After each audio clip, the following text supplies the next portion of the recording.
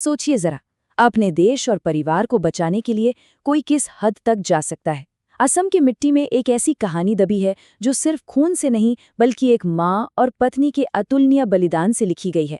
आज के इस एक्सप्लेनर में हम 17वीं सेंचुरी के असम की एक ऐसी वीर गाथा पर बात करेंगे जो सच में आपको हैरान कर देगी और साथ ही एक गहरी प्रेरणा भी देगी।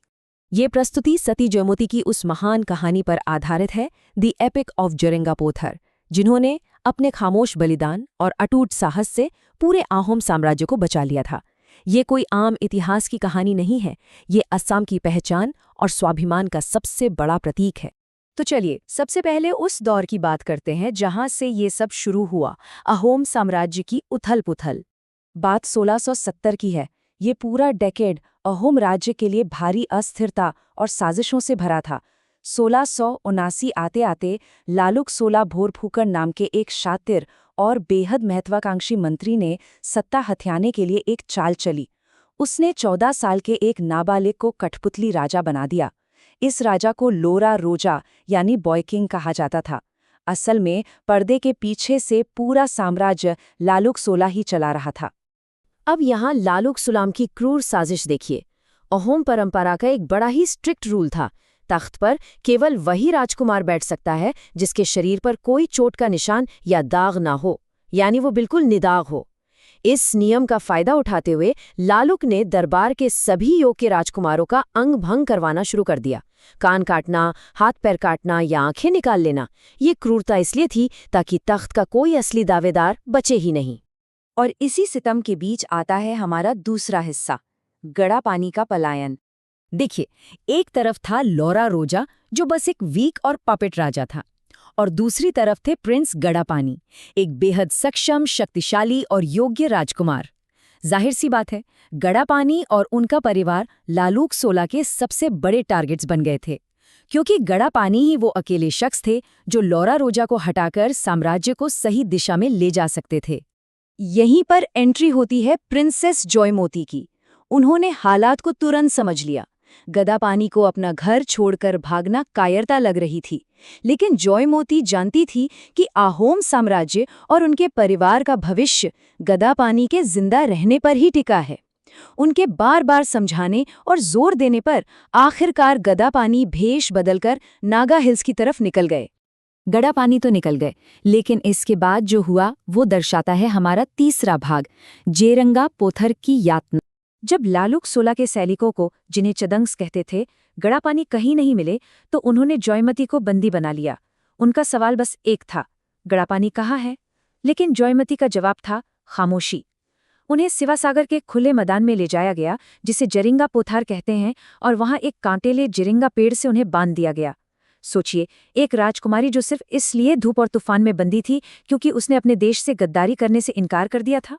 14, ध्यान दीजिएगा, 14 दिन। ये कोई आम संख्या नहीं है। इन 14 दिनों तक जॉयमती को बिना रुके लगातार दर्दनाक यातनाएं दी गई। कोड़ों से पीटना, खौलता पानी डालना, जलते हुए लोहे की सलाखों से दागना, खुले आसमान के नीचे उन्होंने ये सारे असहनीय अत्याचार सहे। हमारे सोर्सेज बताते हैं कि उस वक्त जॉयमती गर्भवती थी। जब सैनिक उन्हें फिजिकली नहीं तोड़ पाए तो उन्होंने मेंटली तोड़ने की कोशिश की। सोचकर देखिए, उनकी 5 साल की छोटी बेटी को उन्हीं के सामने मार दिया गया। एक माँ के लिए इससे बड़ा दुख क्या हो सकता है? लेकिन इस अनस्पीकेबल क्रूरता के बावजूद जॉयमती पत्थर की तरह अटल रहीं। उन्होंने एक शब्द नहीं बोला। कहानी का सबसे इमोशनल और हार्ट रेंचिंग पल तब आता है जब गदापानी खुद एक आम नागरिक का भेष बदलकर छुपते छुपाते उस मैदान में आते हैं। अपनी पत्नी की ऐसी हालत देखकर वो सब कुछ छोड़कर सामने आना चाहते थे, पर जॉयमती ने अपनी उस हालत में भी पूरे गुस्से और दृढ़ निश्चय के साथ इशारों से उन्हें वहां से तुरंत भाग जाने को कहा। वो किसी भी कीमत पर अपना बलिदान व्यर्थ नहीं जाने देना चाहती थी। और यहीं से हम बढ़ते हैं चौथे भाग की तरफ, सती जॉयमती का बलिदान। अपनी आखिरी सांसें गिनते वक्त भी उनके शब्दों में सिर्फ देश प्रेम और अपने पति के महान लक्ष्य की ही फिक्र थी। ये शब्द बताते हैं कि उनका बलिदान कितना निस्वार्थ और अपने राष्ट्र के प्रति समर्पित था। आखिरकार लगातार 14 दिनों की इस मौत से लड़ाई के बाद 27 मार्च 1680 को जॉयमती ने अपनी अंतिम सांस ली। उनकी चुप्पी ने एक अत्याचारी शासन की नींव हिला के रख दी। उन्होंने खामोश रहकर एक ऐसी जीत हासिल की जिसकी मिसाल इतिहास में मिलना लगभग नामुमकिन है। पर जैसा कि जॉयमती ने सपना देखा था, उनका बलिदान बिल्कुल रंग लाया।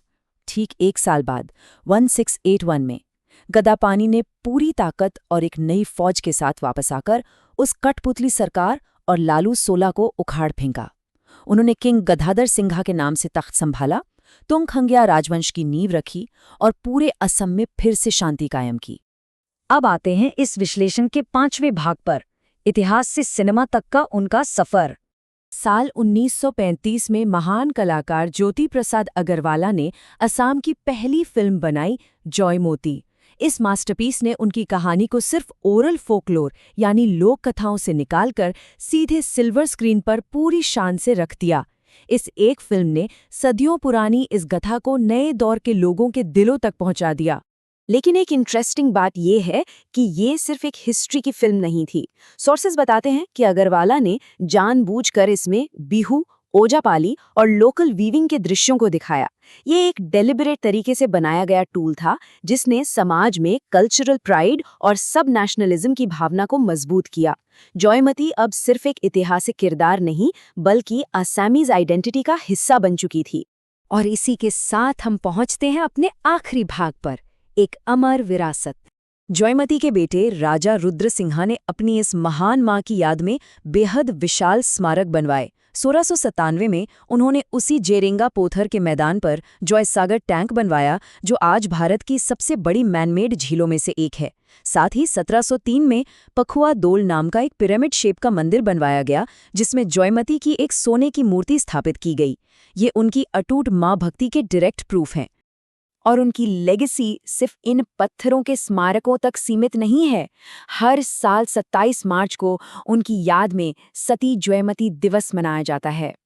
वो आज के मॉडर्न फेमिनिस्ट और नेशनलिस्ट मूवमेंट्स के लिए एक जिंदा प्रतीक हैं। आज भी सरकार उत्कृष्ट कार्यों के लिए महिलाओं को सती जॉयमती अवार्ड से सम्मानित करती है और उनकी कहानी आज भी कितनी ही कविताओं और नाटकों के जरिए लोगों को इंस्पायर करती है। तो इस पूरे विश्लेषण के बाद हमारे पास सोचने के लिए एक बहुत अहम सवाल रह जाता है। सती जॉयमती जैसी कितनी ही हीरोइंस होंगी जिन्होंने अपनी खामोश हिम्मत से इतिहास बदल दिया, पर शायद हिस्ट्री बुक्स में उनका जिक्र खो गया है। हम सब अपने क्षेत्रीय इतिहास की ऐसी अनसुनी नायिकाओं को कैसे याद रख सकते हैं? इस पर विचार जरूर होना चाहिए। इस चर्चा में साथ बने रहने के लिए बहुत बहुत शुक्रिया।